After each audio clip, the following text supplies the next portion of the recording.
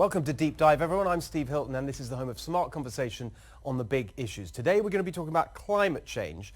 The reason we're doing that is one of my guests today writes about it regularly in the Wall Street Journal. You'll meet him in a second. I love his approach to it. One of the themes that he constantly highlights is the fact, in his view, his argument, that the discussion around climate change, the political conversation, and especially the policy solutions that we're seeing increasingly from the left on climate change are completely divorced from reality, wouldn't make any difference, and would cause a lot of harm along the way. So that's what we're going to be getting into. Huge topic, big political factor in the elections, particularly on the Democrat side, where climate change, the climate crisis, as they now call it, is a big theme for many voters in that primary. So let's meet our guest. Gregory Wrightstone is a self-described climate contrarian. We like contrarians here. He's a geologist with over 35 years of experience and the author of Inconvenient Facts, the science that Al Gore doesn't want you to know. Nomiki Konst is the host of the Nomiki Show, as well as a former national surrogate for Bernie Sanders. Bernie, of course, big supporter of the Green New Deal. And Holman Jenkins is a member of the Wall Street Journal's editorial board, and he's the author of the article that sparked today's discussion, How the Media Corrupted Climate Policy. Okay, Nomiki. You know, you're right about one thing. The media is a big part of the problem. And part of the reason is because the media has been funded by oil and gas industry as well as our politicians. In the last 20 to 30 years, at least $20 billion in lobbyist money has gone from oil and gas to our politicians on the right and the left. What is the path to actually having a sustainable economy based off of green industries and curbing emissions? And also dealing with this existential threat, because at the end of the day, oh my God, when your children are facing, as they are right now in many parts of the country, not just the world, breathing issues, whether it's asthma or housing issues, or insurance companies aren't able to prepare for the next natural disaster. Those are the unintended consequences of not dealing with this. The ultimate consequence, of course, is not having future life on this planet. Okay, so let's just, what about that? You hear this term all the time, existential, i.e. the planet is, life will not be able to take place in the way that we currently know. There's so much that's just not factual about what we just stated, about an existential threat.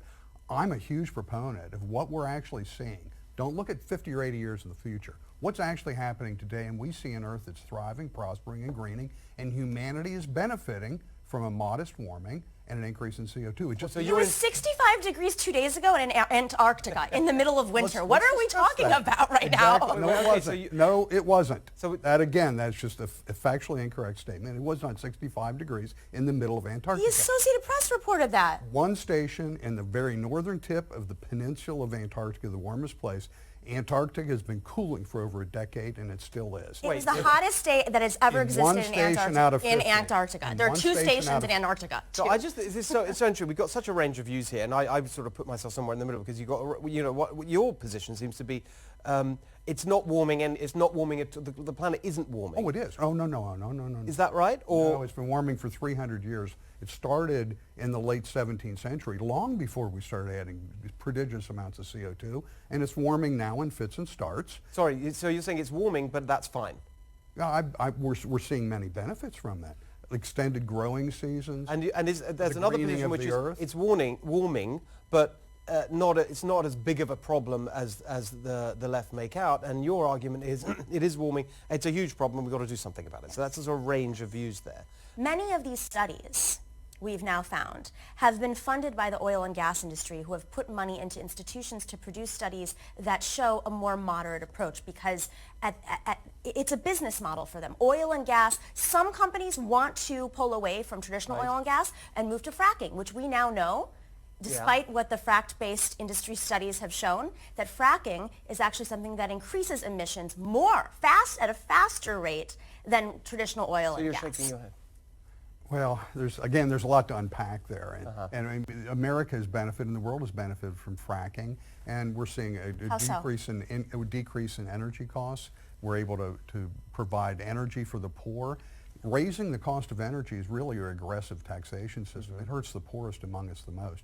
You talked earlier about the bad effects and lung disease and people dying. There are 4 million people that die in early death due to emphysema and lung disease problems because they're cooking over wood and dried dung in their homes. Those people, we could easily save 4 million lives by providing fossil fuel, propane, compressed natural gas, electricity that's generated by abundant, affordable fossil fuels. Those 4 million lives are easily saved. Let me just get to some of this. Yeah, go on. Just one thing. We talked about the Intergovernmental Panel on Climate Change. I've just recently been accepted as an expert reviewer for the IPCC, so I'm part of that process. They have some good science. They have very good science, a lot of it is. I just disagree strongly with the conclusions that are raised from that science. So can I just respond to one thing about emphysema? New York City just said that all buildings have to be retrofitted, or future buildings have to make sure that they have their green standards, because the number one cause of emissions and emphysema and lung issues in New York is the emissions of natural gas coming from homes. So when you look at places where there's more natural gas use, you find there's more leakage. You have people who have increased cancer rates, have increased emphysema, have increased lung issues, and of course asthma. There's never been nuclear power anywhere that hasn't existed without vast government subsidy. And you're Is gonna that need still the case? Because of the waste? And basically, and also an insurance subsidy. You can't get private insurance to build a nuclear plant, so the government is going to have to step in. And nuclear, the benefit of nuclear is its constant flowing power. So it supports wind and solar. If you want those, then you have to compensate for the intermittency. And you can do that with a coal-fired plant, a gas-fired plant, but nuclear would be a carbon-free way of doing it. Right. Yeah, the one big thing we haven't talked about here, what if the United States reduced 100% of its coal-fired emissions, all the CO2 that we're doing right now from fossil fuels? What would that do? According to the EPA's own calculations, we would avert 0.04 of a degree centigrade by the year 2050.